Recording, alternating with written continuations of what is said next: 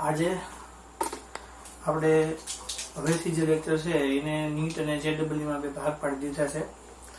આજે હું જે તમને થિયરી શીખવાડવાનો છું, થિયરી લર્ન કરાવવાનો છું, થિયરી ભણાવવાનો છું, એની અંદર એવું આવશે કે તમને છેલ્લે મેં બધા પ્રશ્નો કર્યા, બધું કરાવ્યું હતું, તો આ બધું આપણને યાદ હોવું જોઈએ.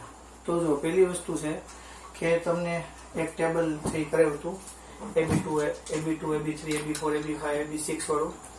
એવી રીતે બીજું ટેબલ છે એ હું આજે નથી કરાવવાનું, પણ હું તમને બે થિયરી કરવાનું, ટેબલ પછી કરાવીશ.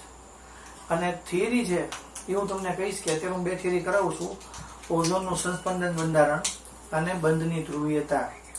આવતા વખતે છે ને આપણે ચોપડીથી બધું આગળ હારે થઈ જશું. જ્યારે હવે આપણે નેક્સ્ટ લેક્ચર આવશે ત્યારે હું તમને પહેલા પેજ ઉપર શું છે, બીજા પેજ ઉપર શું છે, ત્રીજા પેજ ઉપર, ચોથા પેજ ઉપર શું છે, બધું કહી દઈશ. અને આપણે જેટલું મેં તમને અત્યાર સુધીમાં કરાવ્યું એ બધું આપણે હારે થઈ જશું. એટલે અત્યારે થોડુંક આડું અવળું હલાવવાનું કારણ એ છે કે તમને થોડુંક એ બેઝ મળી જાય. એટલે મારે જે તમને શીખવાડવું છે, મારે તમને જે કહેવું છે એ પ્રમાણે તમને કહી શકું કે ચોપડીમાં એવું આગળ પાછું આપેલું છે, એટલે મારે તમને એ રીતે સમજાવી શકાય. હવે ઓઝોનના સંસ્પંદન બંધારણો છે. તો પહેલા શું છે સંસ્પંદન એટલે શું? આવો શબ્દ આવે, તમે આવો શબ્દ નથી ભણ્યા. સંસ્પંદન એટલે કેવું થાય, એકબીજાની અંદર રૂપાંતરિત થતા હોય આ બંધારણ હોય એને આપણે સંસ્પંદન કહેવાય. જેમ કે આપણે કુદરતમાં જોતા હોય કે પાણીનું રૂપાંતર વરાળમાં થાય, પાછું વરાળનું રૂપાંતર પાણીમાં થાય, તો એને એકબીજામાં રૂપાંતરિત બંધારણો કહેવાય. એની મિલે એકબીજામાં રૂપાંતરિત થતું રહેતું હોય.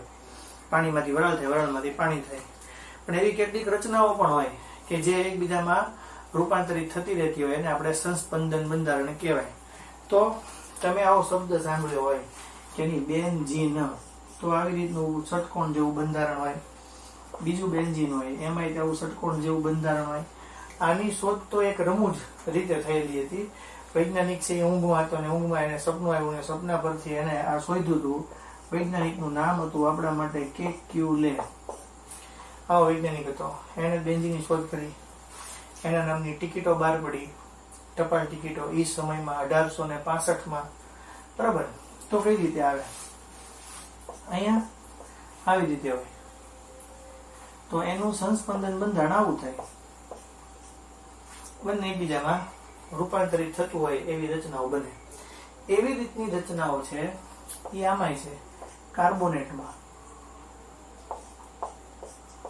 એકબીજામાં રૂપાંતરિત થતી હોય એવી. ઘડી અહીંયા દ્વિબંધ હોય, પાછું ઘડી અહીંયા હોય, અહીંયા દ્વિબંધ હોય. હજી ત્રીજી રચના આવે તો એમાં આવી રીતે થાય.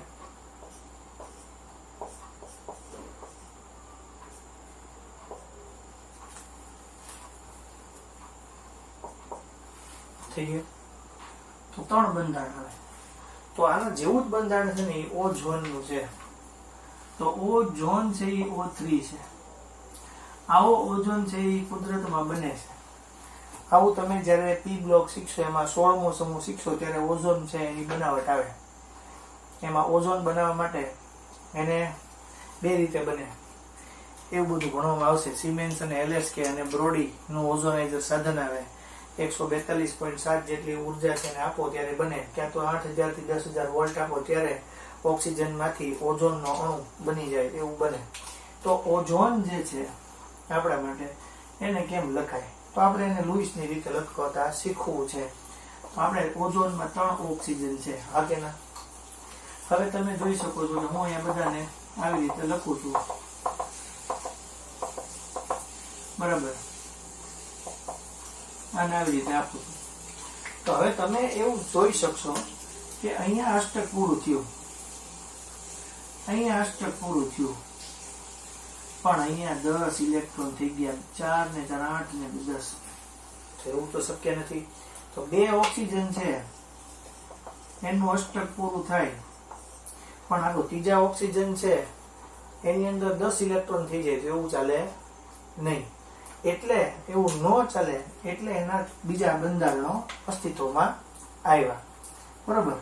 કોઈ પણ પદાર્થનું સંસ્પંદન બંધારણ મારે દર્શાવવું હોય તો એની અંદર કેટલા બંધ કારક ઇલેક્ટ્રોન યુગ્મો બને છે કેટલા અબંધકારક ઇલેક્ટ્રોન યુગ્મો બને છે, કેટલી બોન્ડ પેર બને છે, કેટલી લોન પેર બને છે, સમાન સ્થાન શક્તિ, સમાન સ્થાન કેટલાનું છે, સમાન શક્તિ કેટલામાં છે, બરાબર. તો આના પરથી આપણને સમાન સ્થાન, સમાન શક્તિ, એના પરથી આપણને આ 4 મુદ્દા પરથી આપણને ખબર પડે કે કોનું બંધારણ કઈ રીતે આપી શકીએ. તો અષ્ટક પૂરું થવું જોઈએ, પણ એ ઓક્સિજન મધ્યસ્થ છે એમાં નથી થતું. તો આપણે જોઈ શકીએ, હું તમને સમજાવું, આવી રીતે થઈ શકે. ઓઝોનનું સંસ્પંદન બંધારણ હોય એમાં એક ઓક્સિજન ડબલ બંધથી બને. જુઓ તમે, 1 2 3 4 અને 5 ઇલેક્ટ્રોન. આના 5 ઇલેક્ટ્રોન થઈ ગયા. ઓક્સિજન છે એ 8 છે, એટલે હોવા જોઈએ 2 6. અહીંયા જોશો તમે 1 2 3 4 5 અને 6. આ 6 થઈ ગયા. હવે તમે જોઈ શકો અહીંયા અષ્ટક પૂરું થઈ જાય છે. અહીંયા 1 2 3 4 5 કેટલા ઇલેક્ટ્રોન થયા? 5. હોવા જોઈએ કેટલા? 6. એક ઘટે છે, તમે એક આપી દો, એક આપો એટલે પ્લસ થશે. અહીંયા તમે જોશો 1 1 2 ટોટલ અહીંયા કેટલા ઇલેક્ટ્રોન થયા? 7. 2 2 4 2 6 અને 2 8. એટલે આનું અષ્ટક પૂરું થઈ ગયું. જો તમે પણ ટોટલ અહીંયા ઓક્સિજન પાસે ઇલેક્ટ્રોન કેટલા? 7. એટલે તમે એમાંથી એક બાદ કરી નાખો એટલે એ કેવો થઈ ગયો? માઇનસ થઈ ગયો. એક વખત ઊંધું કરો, અહીંયા ડબલ બંધ આપો. અહીંયા ડબલ બંધ આપશો એટલે શું થશે? 2 4 6.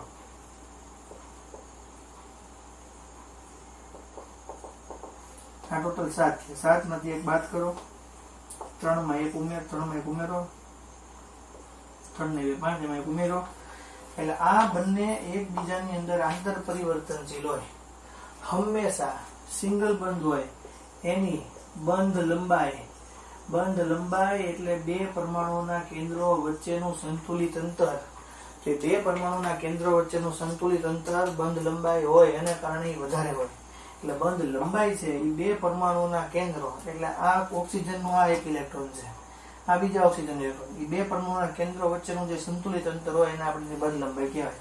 હંમેશા સિંગલ બંધ હોય એની બંધ લંબાઈ કેવી હશે? વધારે હશે. અને જે ડબલ બંધ હશે એની બંધ લંબાઈ કેવી હશે? ઓછી હશે. તો અહીંયા જે સિંગલ બંધ છે એની બંધ લંબાઈ છે એ 148 pm હોય, ડબલ બંધ છે એની 121 હોય, અને એની વચ્ચેનું જે બંધારણ આવે એને ત્રીજું બંધારણ કહેવાય. એ બંધારણ છે એની અંદર આ દ્વિબંધ અહીંયા પણ હોઈ શકે, આ દ્વિબંધ અહીંયા પણ હોઈ શકે, એવું કહેવામાં આવે. તો એનું જે સમરૂપ બંધારણ છે એની બંધ લંબાઈ 128 pm હોય. તો મારું કહેવાનું એમ છે કે મેં તમને ઓક્સિજનમાં આવું શીખવાડ્યું. આવું છે એ કાર્બોનેટમાં પણ હોઈ શકે, આવું છે એ બેન્ઝીન રિંગમાં પણ હોઈ શકે, બરાબર. તો ઓઝોનની અંદર આવી રીતે આપણને જોવા મળે છે. તો ઓઝોનમાં શું યાદ રાખવાનું કે આ એનું પહેલું બંધારણ છે, આ એનું બીજું બંધારણ છે, અને આ જે છેલ્લે આવ્યું આ બંને એકબીજાના સંસ્પંદન બંધારણ કહેવાય. અને આ જે છેલ્લે છે એનું સ્થાયી બંધારણ છે એ આવું જોવા મળે કે જેની અંદર બે બંધ આવેલા હોય પણ એમાં બીજો બંધ છે એ આવી રીતે જોવા મળે. એ બંનેમાં એકબીજામાં પરિવર્તનશીલ હોય એવી રીતે હોય. તો આટલું પહેલા ક્લિયર થઈ ગયું. સિંગલ બંધની બંધ લંબાઈ વધારે હશે, જે 148 છે, આ 121 છે, અને બંને વચ્ચેનું સંતુલિત છે આપણી માટે 128 જેટલું જોવા મળે છે. તો આ હતું આપણી માટે ઓઝોન. એના સંસ્પંદન સ્વરૂપ, કોઈ પણ નું સંસ્પંદન સ્વરૂપ આપવા માટે શું કહેવાય? સંસ્પંદન સ્વરૂપ આપવા માટે આપણી પાસે સમાન સ્થાન, સમાન શક્તિ, બંધકારક ઇલેક્ટ્રોન યુગ્મ, અબંધકારક ઇલેક્ટ્રોન યુગ્મ આપણે જાણતા હોવા જોઈએ. એ જાણતા હોય તો આપણને ખબર પડે. ધારો કે આપણે ઓઝોનની જ વાત કરીએ તો ઓઝોનની અંદર કેટલા અબંધકારક ઇલેક્ટ્રોન યુગ્મો છે, કેટલા બંધકારક છે. તો જો આ પહેલી લોન પેર, આ બીજી લોન પેર, આ ત્રીજી છે, આ ચોથી છે, આ પાંચમી છે, અને આ છઠ્ઠી છે. એટલે ટોટલ 6 લોન પેર થાય. 1 2 3 છે એ આપણા માટે બોન્ડ પેર થાય. 6 લોન પેર થાય ને 3 બોન્ડ પેર થશે, બરાબર. એટલે 6 લોન પેર અને 3 બોન્ડ પેર થશે. હવે હું તમને બીજી વાત કરી રહ્યો છું કે ઓઝોન છે એમાં સંસ્પંદન બંધારણ જે હોય એ હંમેશા સૌથી વધારે સ્થાયી રચના હોય. જેનું સંસ્પંદન બંધારણ આપીએ એ આપણી માટે કેવી રચના હોય? સૌથી સ્થાયી રચના હોય. મોટે ભાગે આપણે જ્યારે સંસ્પંદન સ્વરૂપોની વાત કરતા હોઈએ ત્યારે આપણે અહીંયા ટપકાથી બંધારણ દર્શાવતા હોઈએ ત્યારે એમાં લુઈસનો ઉપયોગ કરવાનો આવે. એટલે આપણે લુઈસના નિયમને અનુસરવું પડે. તો સંસ્પંદન બંધારણ માટે લુઈસ આવે. બીજા હું તમને સંસ્પંદન બંધારણો છે એ આપણે આગળના લેક્ચર જ્યારે લેશું તેનું તમે દોરતા શીખવાડીશ. અત્યારે પહેલા આટલું આવડવું જોઈએ, પછી હું બંધની ધ્રુવીયતા શીખવાડું છું. નેક્સ્ટ લેક્ચર હશે ત્યારે આપણે બધું પહેલેથી સ્ટાર્ટ કરીને અહીંયા સુધીનું કમ્પ્લીટ કરી નાખશું, બરાબર? એટલે બધું પહેલાથી ક્લિયર છે. બીજી એક થિયરી છે હું તમને સમજાવું છું, બંધની ધ્રુવીયતા, પોલારિટી બોન્ડ, બરાબર? આપણે જોઈએ આમાં ક્લિયર થઈ ગયું છે, બરાબર?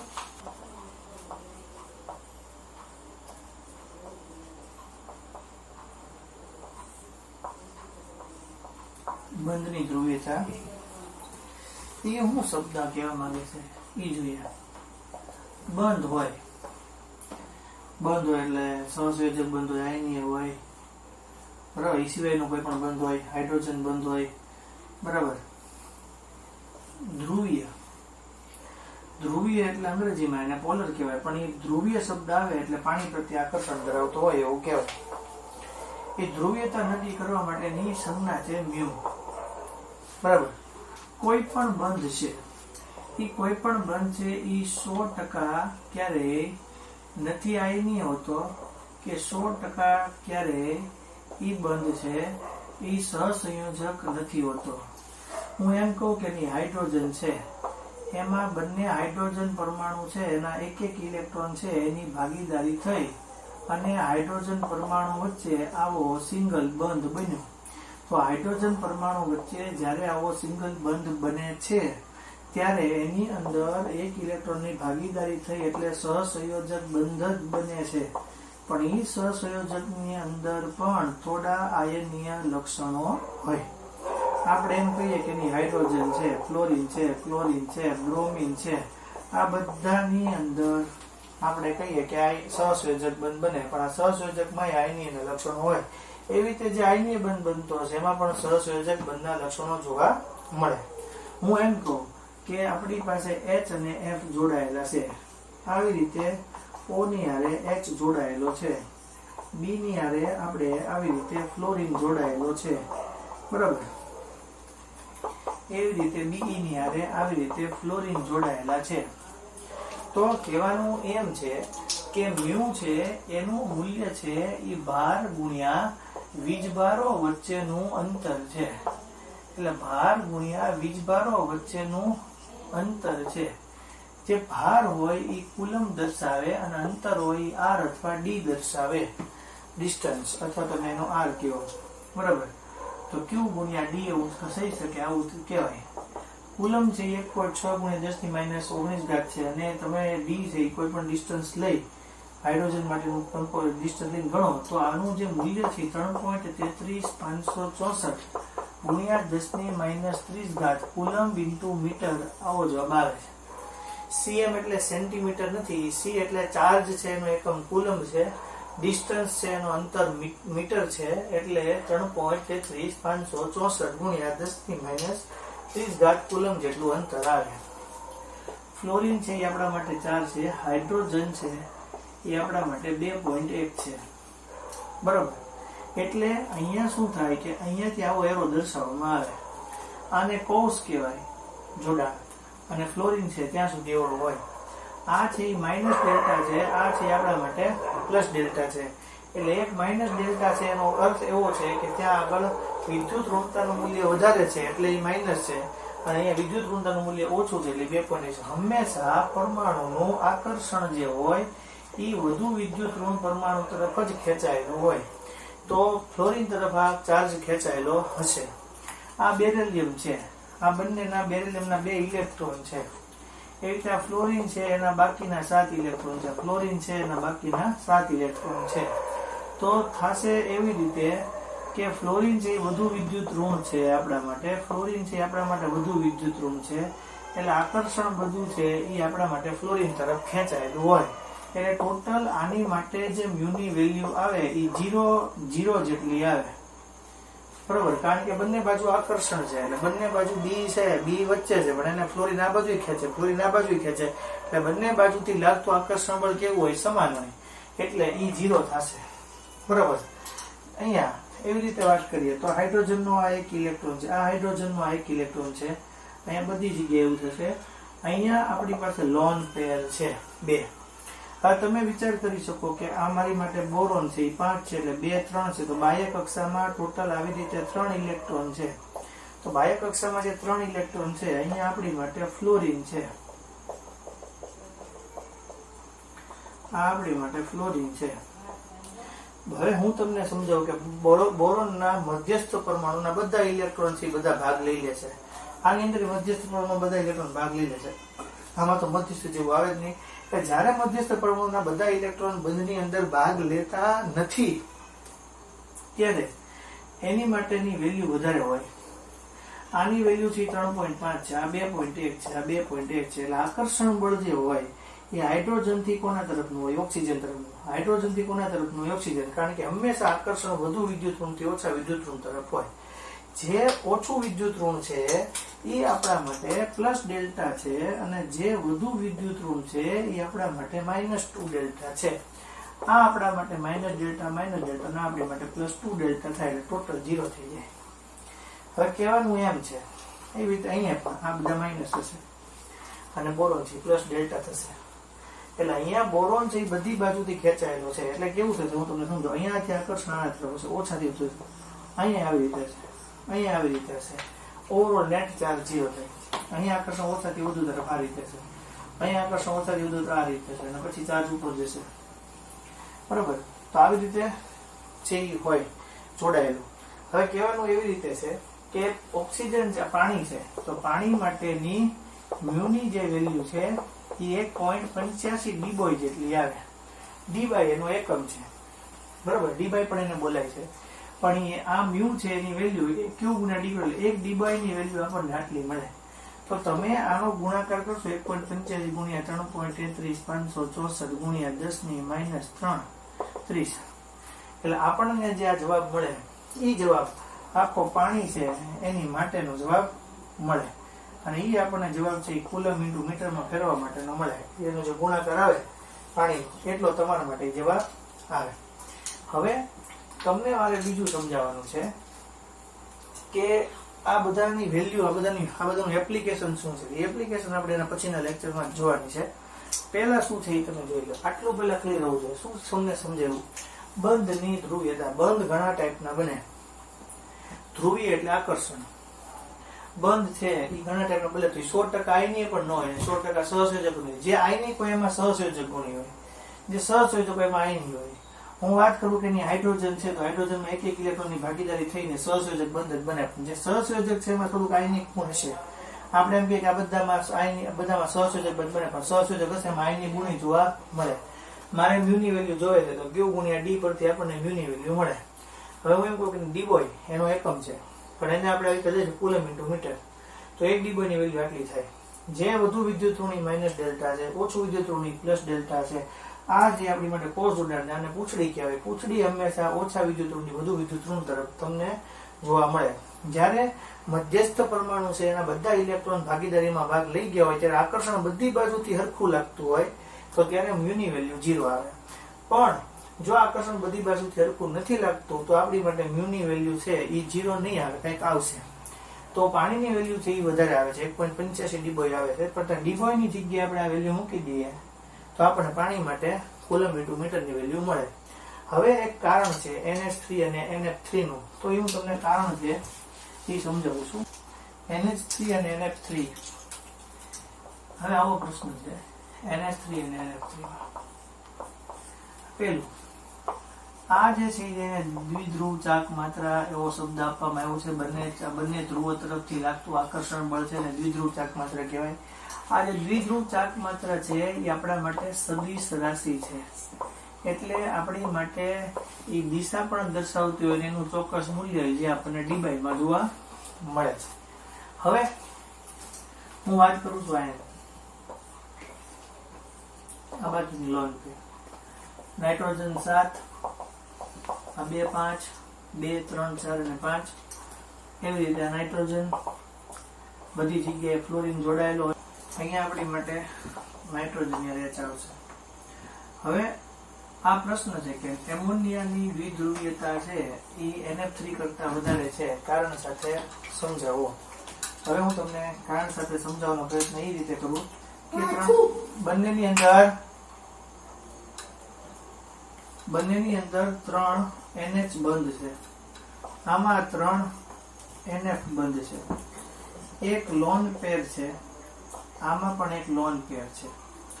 પણ કેવું છે કે આમાં હાઇડ્રોજનની વિદ્યુત ઋણતા 2.1 છે, આમાં અહીંયા ફ્લોરિન જોડાયેલું છે એટલે એની વિદ્યુત ઋણતા છે એ 4 છે. બરાબર. હવે વિદ્યુત ઋણતા હાઇડ્રોજન થી નાઇટ્રોજન તરફ હોય એટલે આકર્ષણ બળ છે એ હાઇડ્રોજન થી ક્યાં છે? નાઇટ્રોજન તરફ હશે.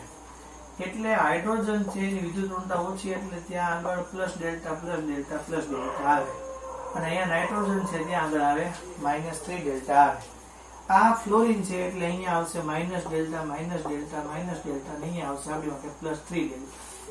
હવે મારું તમને કહેવાનું એમ છે કે હંમેશા આકર્ષણ વધુ વિદ્યુત ઋણથી ઓછા વિદ્યુત ઋણ તરફ હોય, એટલે અહીંયાથી ઓછાથી વધુ તરફ આકર્ષણ, બધું આકર્ષણ બળ નાઇટ્રોજન તરફ છે.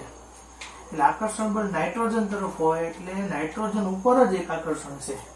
જ્યારે અહીંયા જે આકર્ષણ બળ હોય ઓછાથી વધુ તરફ હોય એટલે 3 થી 4 તરફ હશે. 3 થી 4 તરફ હશે એટલે અહીંયા આકર્ષણ છે ફ્લોરિન તરફ છે એ આપણને જતું જોવા મળે.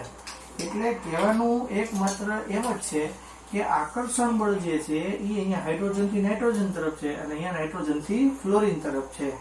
એટલે અહીંયા આકર્ષણ એક જ તરફ લાગેલું હોવાથી અને અહીંયા આકર્ષણ વહેંચાઈ જતું હોવાથી અહીંયા મ્યુની વેલ્યુ આપણને બહુ ઓછી જોવા મળે. બરાબર, 0.23 જેટલી જોવા મળે. અને અહીંયા જે વેલ્યુ જોવા મળે એ મ્યુની જોવા મળે 1.47 જેટલી જોવા મળે.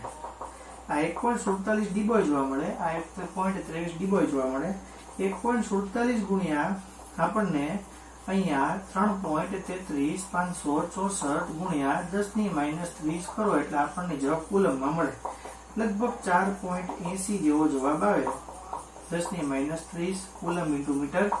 અને આ જે જવાબ છે 0.33 ગુણ્યા 3.33564 બરાબર, એને ગુણ્યા 10⁻30 કરે લગભગ 0.80 જેવું આવે. બરાબર, કુલમ ઈંટુ મીટર. હાથને સેટ કરવી પડે. બરાબર, તો આ રીતે તમારો આન્સર છે આવશે. ગુણા 10⁻30 મીટર કુલમ ઈંટુ મીટર આવશે. બરાબર. એટલે કહેવાનું એમ છે કે તમારા માટે જવાબ ઈ થયો કે તમારા માટે ડીબોયની વેલ્યુ છે એમોનિયા માટે વધારે આવે, કારણ કે આકર્ષણ બધું નાઇટ્રોજન તરફ છે અને અહીંયા આકર્ષણ બળથી બધું ફ્લોરિન તરફ છે એટલે એની વેલ્યુ ત્યાં આગળ ઓછી આવે છે. બરાબર. એટલે હંમેશા ધ્રુવીયતા હોય એ આકર્ષણ બળ ઉપર આધારિત છે અને વધુ વિદ્યુત ઋણ પરમાણુ પર આધારિત છે. હજી એના કરતા વિશેષ પરિબળો પર પણ આધારિત આવે કે જેની અંદર સીસ આવે, ટ્રાન્સ આવે, બીજા નવા નિયમો આવે. એ બધું આપણે એક્સ્ટ્રા થિયરી કરીએ ત્યારે જોવાનું થાય. પહેલા આપણને આટલું ખબર પડવી જોઈએ કોઈ પણ બંધ હંમેશા આયનીય કે સહસંયોજક સંપૂર્ણ ન હોય. જે આયનીય હોય એમાં સંયોજકના ગુણધર્મો હોય, સહસંયોજક એમાં આયનીયના ગુણધર્મો હોય. મ્યુ બરાબર શું થશે આપણી માટે ભાર ગુણ્યા અંતર. જે વેલ્યુ 1 ડીબોય એને શું કીધું આપણે 3.33564 ગુણ્યા 10⁻30 કુલમ ઈંટુ મીટર. બીજું આપણે શું સમજાવ્યું તમને કે જ્યારે મધ્યસ્થ પરમાણુના ઇલેક્ટ્રોન હોય બીજા સાથે ભાગીદારીમાં ભાગ લઈને બધા વપરાઈ જાય અને આકર્ષણ બળ બધી બાજુ એક સરખું લાગતું હોય ત્યારે મ્યુની વેલ્યુ 0 આવે. પણ જો એ આકર્ષણ બધી બાજુ એક સરખું વેચાઈ જતું નથી તો એમાં મ્યુની વેલ્યુ આવે. પાણી માટે વેલ્યુ આવે છે 1.85 ડીબોય આવે, એટલે તમે એને 3.33 વડે ગુણો એટલે લગભગ 6.56 જેવું 6.8 જેવું થાય, 6 સમથિંગ થાય, 10⁻30 જેવું. પછી મેં તમને એવું સમજાવ્યું કે આ એક સદિશ રાશિ છે જેમાં દિશા પણ હોય અને મૂલ્ય પણ હોય, અને એમોનિયા છે એની વેલ્યુ વધારે હોય NF3 કરતા. એ આપણે ચેક કરીને જોયું.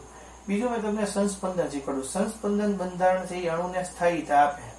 સંસ્પંદનના મૂલ્ય પણ આવશે. તમે જ્યારે વધારે પડતું કાર્બનિક રસાયણ વિજ્ઞાન ઓર્ગેનિક ભણશો ત્યારે એમાં મૂલ્ય આવશે. સંસ્પંદન બંધારણ માટે હંમેશા લુઈસનો નિયમ વાપરવાનો. સંસ્પંદન બંધારણો છે ઘણા હોય, એક કરતા વધારે પણ હોઈ શકે. બરાબર, 2-3 હોઈ શકે, 5 સુધી હોઈ શકે. તમે કીધું ગોઠવણી કરો પણ એના પર આધારિત. જો ટપકાવાળું બંધારણ છે તો બધી જગ્યાએ અષ્ટકનો નિયમ પાલન થવો જોઈએ. ઓઝોનનું બંધારણની આપણે વાત કરીએ તો ઓઝોનમાં એક મધ્યસ્થ પરમાણુ છે એમાં 8 ઇલેક્ટ્રોન થાય છે. બાકીના બધામાં અષ્ટક પૂરું થાય છે પણ વચ્ચેમાં 10 થઈ જાય છે. એટલે આપણે શું જોયું કે 2 બંધ આપ્યા, 1 બંધ આપ્યો, બાકીના ઉપર +20 ભાર ને -20 ભાર કર્યો એટલે આપણને ઓઝોનના બંધારણો મળ્યા 2. એકમાં સિંગલ બંધ હતું એટલે 148 જેવું થતું હતું, એકમાં ડબલ બંધ હતું એટલે એમાં 121 થતું હતું, પણ બંનેનું મધ્યસ્થ આવે એ આપણી માટે 128 pm જેટલું હોય. તો તમને પેલા આટલું ક્લિયર હોવું જોઈએ. આટલું ક્લિયર હોય પછી હું તમને આગળ લઈ જઈશ. આપણે હવે જે લેક્ચર હશે એમાં બંધ લંબાઈ, બંધ ઉર્જા, બંધ એન્થાલ્પી, બંધ કોણ, આ બધી વ્યાખ્યાઓ શીખશું. મારે તમને હજી એક ટેબલ શીખવાડવાનું બાકી છે, એ ટેબલ મારે શીખવાડવાનું છે, અને બાકી આ ધ્રુવીયતા ને બધું આપણે આગળ ડિટેલમાં ચર્ચા કરશું. બરાબર, આટલું ચલાવ્યું એ તમારી બુકની અંદર બંધની ધ્રુવીયતા એવો ટોપિક છે. બરાબર, અને બીજું કે તમારા માટે ઓઝોનનું સંસ્કંદન બંધારણ એવો પણ ટોપિક છે. એ ટોપિક તમારે 2 વાર લખવાનો છે. Okay, thank you.